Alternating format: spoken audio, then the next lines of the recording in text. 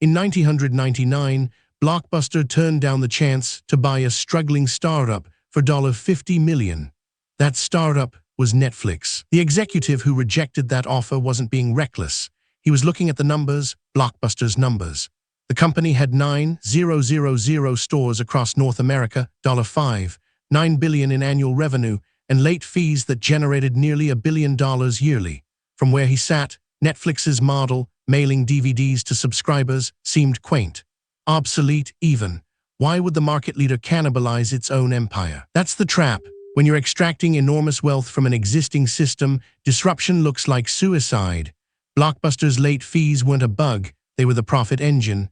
The stores themselves weren't overhead, they were moats.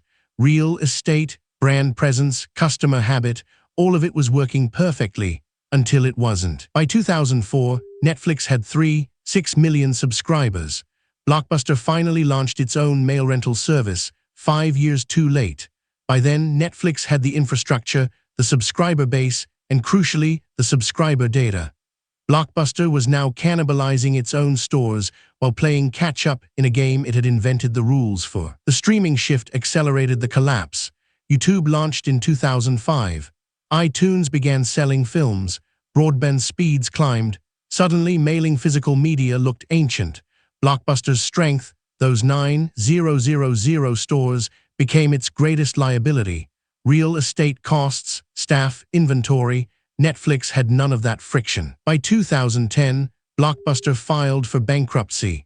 The company that had seemed invincible, that had crushed independent video stores across the country, collapsed under the weight of its own success. It had optimized for a world that no longer existed. The lesson isn't that Blockbuster made one bad decision in 1999. It's subtler. Dominant firms extract maximum value from existing systems. They're designed to do exactly that.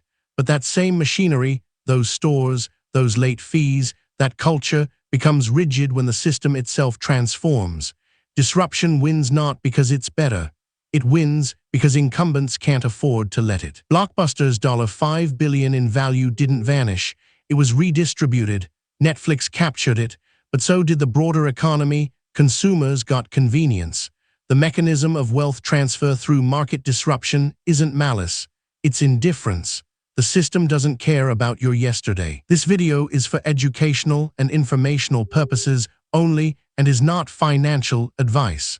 Always do your own research. Subscribe to explore more case studies in how fortunes are built, lost, and redistributed through the machinery of markets. New stories every week. This video is for educational and informational purposes only and is not financial advice. Always do your own research.